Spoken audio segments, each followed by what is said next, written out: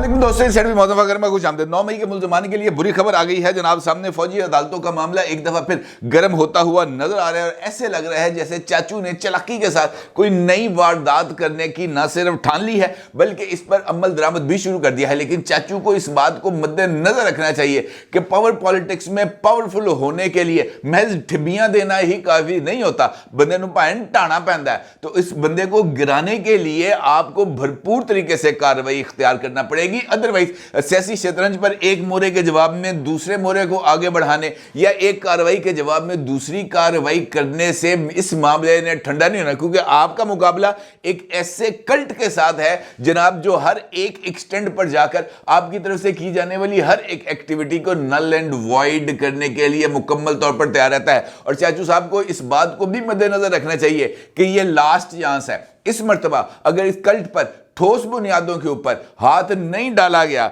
तो जनाब उसके बाद तो फिर कहानी खत्म हो जाएगी। लिहाजा ये जो ठिबियां हैं इस मामले को जरा थोड़ा सा रोकना पड़ेगा, क्योंकि ऐसे लग रहा है मुझे कि नई सूरत हाल के अंदर कुछ नई डेवलपमेंट्स हो रही हैं। और अगर आप कल से होने वाली अदालती कार्रवाइयों को मद्देनजर रखें तो ये इस बात की तरफ इशारा हो रहा है कि जनाब पाकिस्तान के अंदर एक नए सियासी बहरान की बुनियाद अदालती प्लेटफॉर्म से ही रखी जाएगी, जिसकी कल मिसाल पेशावर हाई कोर्ट से हमारे सामने आई थी, जहां पर 9 मुंतखब अरकान असेंबली को हल्फ लेने से रोक दिया था, जो मखसूस नशिस्तों पर इलेक्शन कमीशन ऑफ पाकिस्तान की तरफ से जिनका नोटिफिकेशन जारी किया गया था। और उसके बाद आज सुन्नी इत्तेहाद काउंसिल अल मारूफ पाकिस्तान तरीके इंसाफ ने लाहौर हाई कोर्ट का भी बुआ खड़का दिया है और बुआ खड़का कर उन्होंने एक अहम तरीन जो मामले में लाहौर हाई कोर्ट से ऑर्डर हासिल करने की कोशिश की है। और यह मामला भी सुन्नी इत्तेहाद काउंसिल की तरफ से मखसूस नशिस्तों के लिए है, जबकि एक ऐसे ही मामले में पेशावर हाई कोर्ट के अंदर एक नई दरखास्त दायर की गई है और इसके जरिए अपने पॉलिटिकल बयानिए को मजीद तकवीयत देने की कोशिश की गई है। और वो मामला है फॉर्म 45 के हवाले से, और इलेक्शन कमीशन ऑफ पाकिस्तान से फॉर्म 45 की मुसद्दका नकूल हासिल करने की दरखास्त पेशावर हाई कोर्ट में डाल दी गई है। इसका मतलब यह है कि पाकिस्तान तरीके इंसाफ अल मरूफ सुन्नी इत्तेहाद काउंसिल ने पाकिस्तान को एक नए सियासी बहरान का शिकार करने के लिए एक नए पॉलिटिकल नैरेटिव की बुनियाद को रखना शुरू कर दिया है। और इसके जरिए न सिर्फ वो पाकिस्तान भर के अंदर एक नई एजिटेशन मूवमेंट शुरू करने जा रहे हैं जिसका आगाज इतवार से होगा, बल्कि उसके जरिए फिर खैबर पख्तूनख्वा से वफा के ऊपर चढ़ाई की बुनियाद भी रखी जा सकेगी। लिहाजा इस मामले का तोड़ बहुत ही ज्यादा जरूरी था और मुझे ऐसे लगता है कि चाचू साहब की जो नई चालाकी है वो इसी तोड़ के हवाले से है। लेकिन ऐसा मेरा ख्याल है करना महज एक आई वॉश होगा, इसके अलावा कुछ नहीं। यह बात अपनी जगह पर मौजूद है कि पाकिस्तान की मिलिट्री इस्टेब्लिशमेंट इस वक्त चाचू के साथ सेम पेज पर मौजूद है। इसमें भी कोई दो राय नहीं है कि पाकिस्तान की मिलिट्री एस्टैब्लिशमेंट 9 मई के वाकयात को फरामोश करने पर तैयार नहीं है। इसमें भी कोई दो राय नहीं है कि पाकिस्तान की मिलिट्री एस्टैब्लिशमेंट 9 मई के वाकयात में मुलव्वस तमाम तर अफराद और खासकर उनके मास्टरमाइंड्स और सहूलतकारों को कैफरे किरदार तक पहुंचाने के लिए हर एक रूट पर जाने के लिए तैयार है। लेकिन उसके लिए जो मुतलका या जो रवायती रवायती ज़राए इंसाफ हैं वो शायद उसके ऊपर चलते हुए अगले 50 साल तक भी 9 मई के मुल्ज़मान को कैफरे किरदार तक नहीं पहुंचाया जा सकता। और इदारों में मौजूद ईमानदारी के वायरस को अभी तक चूंकि तल्फ नहीं किया जा सका, लिहाजा इस पर भी इस्टेब्लिशमेंट को बहुत ही ज़्यादा तगोदो करने की ज़रूरत है। और मुझे इस तरह लग रहा है कि ये जो नई पेशरफ्त हुई है ये भी उसी सिलसिले की कड़ी है। मामला कुछ ये है कि चीफ ऑफ आर्मी स्टाफ और जनरल आसिम मुनीर साहब और शहबाज शरीफ साहब की मुलाकात जो कि कोर कमांडर्स कॉन्फ्रेंस के बाद हुई थी, और कोर कमांडर्स कॉन्फ्रेंस में जिस तरीके से 9 मई के वाकयात में मुलव्वस मुल्ज़मान को कैफरे किरदार तक पहुंचाने के लिए अपने अज़्म का अदा किया गया था, उसी पेशे नज़र अब नए 9 मुंतखब सियासी हुकूमत को इस फोरम के ऊपर या इस सियासी शतरंज के ऊपर आगे बढ़ाने का फैसला किया गया है। जिस पर यह जो मुलाकात जिसका मैं आपके साथ जिक्र कर रहा हूँ चीफ ऑफ میں سٹاف اور پرائم منسٹر کی اس ملاقات میں بھی ایسے ہی امور زیر بحث آئے اور خاص طور پر 9 مئی کے واقعات پر عدالتی سست روی کے اوپر بھی تحفظات کا اظہار کیا گیا، جس کے بعد پرائم منسٹر کی طرف سے ایک اہم ترین میٹنگ کو کال کیا گیا اور اس اہم ترین میٹنگ میں وزارت قانون اور وزارت دفاع سے تعلق رکھنے والی بیوروکریسی کی اہم ترین شخصیات موجود تھیں اور اٹارنی جنرل آف پاکستان کو بھی یعنی انور منصور عثمان صاحب کو بھی اس معاملے میں زحمت دی گئی اور ان سے رائے طلب کی گئی کہ جناب کس طریقے سے یہ جو فوجی عدالتوں والا معاملہ ہے اس کو اثر نو اٹھایا جا سکتا ہے، کیونکہ فیصلہ آیا تھا، فوجی عدالتوں کو کالا دم قرار دیا گیا تھا، پھر اس کے اوپر اپیلیں دائر کی گئیں، نظر ثانی کی اپیلیں بھی دائر کی گئیں، پھر اس کے اوپر ایک بینچ بنا، فیصلہ کالا دم ہوا، لیکن اس کے بعد جناب جسٹس سردار طارق مسعود صاحب کی طرف سے پیچھے ہٹ جانے کے بعد اس پر مزید کارروائی نہیں ہو سکی اور بینچ ٹوٹ گیا۔ اب جو حکومت ہے وہ یہ چاہتی ہے کہ 9 مئی کے واقعات کے اوپر اثر نو یہ جو سپریم کورٹ آف پاکستان کا جو بینچ ہے اس کی تشکیل ہو اور وہ معاملہ فاسٹ ٹریک پر چلتے ہوئے جو ہے نا جو ماضی کا فیصلہ ہے فوجی عدالتوں کو کالا دم قرار دینے کا اس کو غیر مؤثر کیا جائے اور فوجی عدالتوں کو اپنی کارروائی آگے بڑھانے اور فوجی عدالتوں کی طرف سے دی جانے والی سزاؤں کو جو ہے نا اس کو نافذ العمل کیا جائے اور اس کے لیے جو فاسٹ ٹریک ہے کرنا ضروری ہے۔ اور شہباز شریف صاحب کی گورنمنٹ کی طرف سے اٹارنی جنرل آف پاکستان اور دیگر بیوروکریسی کو ہدایت کی گئی ہے کہ اس معاملے پر اثر نو غور کیا جائے، جس کے بعد بتایا یہ جا رہا ہے کہ ایک درخواست ہے جو تیار کی جا رہی ہے جو سپریم کورٹ آف پاکستان میں دائر کی جائے گی اور خاص طور پر chief justice of Pakistan mister justice Qazi Faez عیسیٰ صاحب جس کے مخاطب ہوں گے اور ان سے جو ہے اس حوالے سے درخواست کی جائے گی کہ جناب اثر نو جو بینچ ہے اس کی براہ کرم تشکیل کر دی جائے، کیونکہ یہ بھی فوری نوعیت کا ہنگامی معاملہ ہے، کیونکہ ماضی میں جب اس کا بینچ ٹوٹا تھا تو جسٹس قاضی فائز عیسیٰ صاحب کی طرف سے یہ بات سامنے آئی تھی کہ اب چونکہ الیکشن کا موسم ہے اور ہمیں انتخابات کے حوالے سے جو درخواستیں ہیں وہ بہت زیادہ دائر ہو رہی ہیں، ہمیں تمام معاملات کو پیچھے رکھ کر یہ الیکشن کے معاملات کو دیکھنا ہے۔ اب چونکہ انتخابات کے معاملات ختم ہو چکے ہیں لہٰذا اب ہمیں آگے بڑھنے کی ضرورت ہے اور یہ پیش رفت اس وجہ سے بھی بہت زیادہ اہمیت کی حامل ہے کیونکہ حالیہ دنوں کے اندر جو 2 امپورٹنٹ پیش رفتیں ہیں وہ اسی بات کی طرف اشارہ کر رہی ہیں کہ اس سسٹم کے راستے میں کوئی نہ کوئی نئی رکاوٹ کو کریٹ کرنا بہت ہی زیادہ ضروری ہے، کیونکہ یہ درخواست جس کا میں نے آپ کے ساتھ ذکر کیا یہ اسی سلسلے کی کڑی ہے اور الیکشن کمیشن آف پاکستان کی طرف سے فارم 45 جاری کرنے کے بعد اپنی ویب سائٹ کے اوپر اپلوڈ کرنے کے بعد جس طریقے سے ایک فلڈ گیٹ کھلا تھا، جس طریقے سے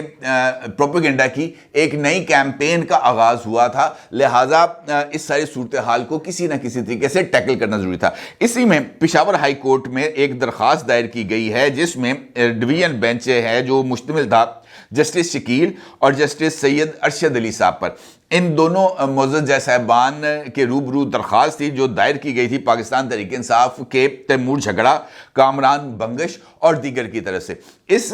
درخواست کے اندر اس بات کی استدعا کی گئی تھی کہ الیکشن کمیشن آف پاکستان کو ہدایت کی جائے کہ وہ جو ہے نا فارم 45 یا انتخابی نتائج کی مصدقہ نقول وہ جو امیدواران ہیں ان کے حوالے کرے تاکہ یہ جو شکایات آ رہی ہیں فارم 45 میں رد و بدل کی اس کے اوپر غور کیا جا سکے، اور اس کے ساتھ ساتھ اس بات پر بھی غور کیا گیا تھا اسی درخواست کے اندر کہ الیکشن کمیشن آف پاکستان کو انتخابی نتائج میں رد و بدل سے روکا جائے۔ اس درخواست میں عدالت نے جو ہے وہ درخواست گزاروں کے وکیل کا یہ کہنا تھا کہ امیدواروں کو مصدقہ دستاویزات دینا الیکشن کمیشن کی ذمہ داری ہے۔ الیکشن کمیشن کے وکیل کا یہ کہنا تھا اس کے جواب میں کہ ہمارے پاس فارم 45 اور فارم 47 جب آئے ہم نے اپلوڈ کر دیے، درخواست الیکشن کمیشن کی ویب سائٹ سے فارم حاصل کر سکتے ہیں، 14 دن میں فارم جمع نہ کرانے والے ROs کے خلاف کارروائی بھی شروع کر دی ہے، جس پر جسٹس سید ارشد علی نے الیکشن کمیشن کے وکیل سے سوال کیا کہ درخواست گزاروں کو مصدقہ کاپی کون دے گا، جس پر الیکشن کمیشن کے جو وکیل ہے اس کا یہ کہنا تھا کہ جناب درخواست گزار متعلقہ ریٹرننگ آفیسرز سے بھی ریکارڈ حاصل کر سکتے ہیں، وہاں پر بھی درخواست دائر کی جا سکتی ہے، جس پر جسٹس شکیل کا یہ کہنا تھا کہ الیکشن رولز میں الیکشن کمیشن کا ذکر ہے کہ وہ دستاویزات دے گا، درخواست گزاروں کے وکیل کا یہ کہنا تھا کہ رولز 91 کہتے ہیں کہ الیکشن کمیشن مصدقہ دستاویزات فراہم کرے گا اور دستاویزات ہر امیدوار کا حق ہے۔ خدشہ ہے کہ فارم 45 اور 47 میں روزانہ کی بنیاد پر تبدیلی کی جا رہی ہے، جس پر فاضل عدالت نے یہ فیصلہ اپنا سنا دیا اور اس کے ساتھ درخواست کو معاملے کو کلوز کر دیا، یہ کہتے ہوئے کہ الیکشن کمیشن مصدقہ دستاویزات درخواست گزاروں کو دینے کا پابند ہے۔ اب اس کا مطلب یہ ہے کہ یہ جو فارم 45 کے حوالے سے انتخابی عمل کو متنازع بنانے کا سلسلہ جاری ہے، اس کو مزید اس کا فلڈ گیٹ کھلے گا۔ روز کی بنیاد پر جو ہے وہ جعلی دستاویزات، جعلی مورے شوریں لگا کر اس کارروائی کا آغاز ہوگا کہ جناب ہم نے یہ دستاویزات الیکشن کمیشن کی مصدقہ دستاویزات ہیں حاصل کی ہیں، اس کے اندر ہمارا بندہ جیتا ہے، دوسرا بندہ ہارا ہے۔ لیکن فرق یہ ہے کہ یہ سارے کا سارا پروپیگنڈا سوشل میڈیا کے اوپر ہوگا،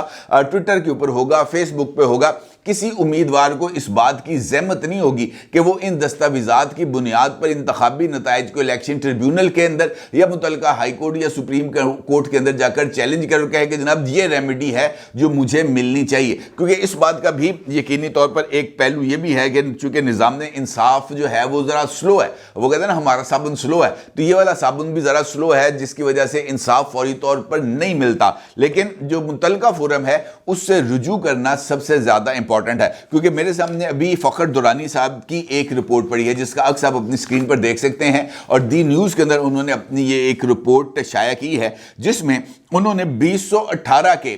جو انتخابی نتائج ہیں اس پر مبنی ایک رپورٹ ہے یہ، جس میں ان کے مطابق انہوں نے 12,000 فارم 45 کا جائزہ لیا، اور یہ والی جو رپورٹ ہے ان کی یہ شائع ہوئی تھی 12 اگست 2018 کو دی نیوز میں، اور آج انہوں نے اس رپورٹ کو ری پبلش کیا ہے یہ کہتے ہوئے کہ جناب آج کے دور کی مماثلت 2018 کے انتخابات سے ہے، اور انہوں نے اس معاملے کو اثر نو اٹھایا ہے کہ 2024 کے عام انتخابات کے بعد فارم 45 کا معاملہ الیکشن کمیشن آف پاکستان کے خلاف ایک بہت بڑا سکینڈل ہے۔ لیکن دلچسپ بات یہ ہے کہ 2018 کے عام انتخابات میں بھی یہ معاملہ اتنا ہی متنازع تھا، کیونکہ اس وقت بھی 90% فارم 45 پر سیاسی جماعتوں کے پولنگ ایجنٹس کے دستخط ہی نہیں تھے۔ اس کا مطلب یہ ہے، وہ یہ کہہ رہے ہیں کہ وہ پرانا طریقہ کار ہے جو ایک ہائیبریڈ رجیم کی تشکیل کے لیے ماضی میں روبہ عمل تھا، اور اب بھی اگر اس مرتبہ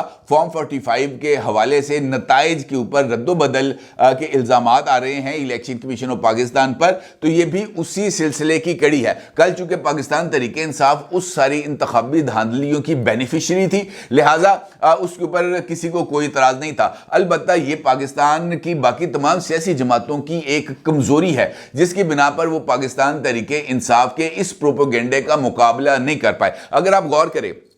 تو آج کے دن میں بھی دو مثالیں ایسی ہیں جو اس بات کی طرف اشارہ کر رہی ہیں۔ مثال دیتا ہوں کہ اس وقت وفاق اور پنجاب کے اندر مسلم لیگ نون کی گورنمنٹ ہے۔ اب پنجاب کے اندر ڈیلی بیسس کے اوپر مسلم لیگ نون کی جو چیف منسٹر ہیں محترمہ مریم نواز صاحبہ، ان کی طرف سے پیش رفت ہوتی ہے۔ کبھی وہ نگہبان اسکیم شروع کرتی ہیں، کبھی وہ لاہور کے اندر ایک نئے کینسر ہاسپٹل کی جو ہے تعمیر کا اعلان کرتی ہیں، کبھی وہ جناب خواتین کی ہراسمنٹ روکنے کے لیے ایک جو ہے ہیلپ لائن کا افتتاح کرتی ہیں، کبھی وہ سرگودا کے اندر ایک نئے کارڈک سینٹر کا افتتاح کرنے جاتی ہیں، اور دیگر اس طرح کی جو انیشیٹیوز ہیں وہ مسلسل بنیاد پر لیے جا رہے ہیں۔ Clean Punjab, road networks کے حوالے سے، ٹریفک کے حوالے سے، یہ ایک اسٹریٹجی ہے جس کے ذریعے ایک ٹھوس بنیادوں کے اوپر جو ترقی کا عمل ہے اس کو آگے بڑھانا ہے۔ شہباز شریف صاحب نے اوتھ لیا، اور اوتھ لینے کے بعد وہ سب سے پہلے گئے گوادر، اور گوادر کے بعد گئے وہ خیبر پختونخوا، جہاں پر حالیہ بارشوں سے شدید ترین نقصان پہنچا اور درجنوں لوگ جاں بحق ہو گئے۔ صرف خیبر پختونخوا کے اندر 36 افراد بارشوں اور یہ جو تودے گردیں سے جاں بحق ہوئے، لیکن چیف منسٹر جو خیبر پختونخوا ہیں علی امین گنڈا پور صاحب، وہ خیبر پختونخوا اسمبلی سے 174 ارب روپے وصول کرنے کے لیے تو اسمبلی میں آئے، لیکن اپنے ہی عوام کی اشک شوئی کے لیے وہ خیبر پختونخوا کے کسی بھی ایسے دور افتادہ علاقے کا انہوں نے دورہ نہیں کیا جہاں پر سیلاب اور بارشوں نے حالیہ طور پر تباہی مچائی ہے. ہاں یہ ضرور ہے کہ وہ پشاور میں موجود ہیں, اپنے اراکین اسمبلی سے ملاقاتیں کر رہے ہیں, سوشل میڈیا نیٹ ورکس کو اثر نو ڈیولپ کر رہے ہیں, اور سب سے بڑھ کر یہ کہ وہ اتوار کو ہونے والے پاور شو میں شرکت میں اس حد تک مصروف تھے کہ انہوں نے کل گورنر ہاؤس میں ہونے والی ملاقات, جس میں وزیر اعظم شہباز شریف صاحب اور گورنر خیبر پختونخوا حاجی غلام علی موجود تھے, اس میں شرکت تک کرنا گوارا نہیں کیا کہ جناب حالیہ بارشوں سے, حالیہ تباہی سے وفاق سے کس طرح کی مدد حاصل کی جا سکتی ہے اپنے شہری ہیں ان کی مشکلات کے ازالے کے لیے. لیکن یہ کام اگر پاکستان تحریک انصاف کے دور میں پاکستان مسلم لیگ کی یا پاکستان پیپلز پارٹی کی یا کسی اور سیاسی جماعت کی طرف سے ہوتا کہ جناب ان کے حلقے کے اندر, ان کے صوبے کے اندر اس طرح کا ڈیزاسٹر ہوتا اور وہاں پر عمران خان جاتے اور متعلقہ چیف منسٹر نہ جاتا, تو آپ اندازہ لگا سکتے ہیں کہ سوشل میڈیا پر کون سا طوفان اٹھنا تھا. لیکن آفرین ہے مسلم لیگ نون کی سوشل میڈیا ٹیمز کے اوپر اور مسلم لیگ نون کی سوشل میڈیا اسٹریٹجی کے اوپر کہ اتنے بڑے واقعات کو بھی اتنے معمولی انداز سے ڈسکس کیا جاتا ہے کہ جس کی انتہا نہیں. اگر ان کے پاس یہ موقع ہے کہ وہ موجودہ دور میں وفاق اور پنجاب میں اپنے مضبوط جو ہے وہ سوشل میڈیا نیٹ ورکس کو ڈیولپ کر سکتے ہیں تاکہ وہ خیبر پختونخوا سے ہونے والی اس سوشل میڈیا یلغار کا مقابلہ کر سکیں. ادروائز یہ جو اس طرح کی غلطیوں سے فائدہ نہ اٹھانا ہے یہ ان کے لیے نقصان دہ بن جائے گا. میں نے آپ کو مثال دی ہے کہ فارم 45 کے ایشو کو لے کر جس طریقے سے ہنگامہ ہو رہا ہے اور مستقبل کے اندر جس طریقے سے ہنگامہ ہونا ہے یہ آپ کی سوچ ہے, لیکن اس کے لیے جو کاؤنٹر نیریٹو ہے وہ کیسے ڈیولپ کیا جائے گا کسی کو اس بات کا نہیں پتا. موجودہ دور کے اندر صرف پرفارمنس کافی نہیں ہے, صرف پرفارمنس کی بیس کے اوپر آپ پاکستان تحریک انصاف اور اس کی سوشل میڈیا ٹیم کا مقابلہ نہیں کر سکتے. دیٹ از ریٹن آن دی وال. آپ کو پرفارمنس کے ساتھ ساتھ اس فرنٹ پر بھی جانا ہے جہاں سے آپ کو مستقبل میں اپنے لیے گنجائش حاصل کرنی ہے. محض ٹھبیاں دینے سے کام نہیں چل سکتا, کیونکہ یہ لاسٹ میرا خیال ہے چانس ہے, اور میرا خیال ہے کہ میں امید بھی کرتا ہوں کہ شاید مریم نواز صاحبہ اس اہم ترین ایشو کے اوپر کو تھوڑی بہت توجہ دے, کیونکہ یہ ان کی پولیٹیکل سروائیول کا سوال ہے اگر وہ سمجھیں تو. اپنے رائے کو ضرور اظہار کیجیے گا. آپ کا بہت شکریہ. اللہ حافظ.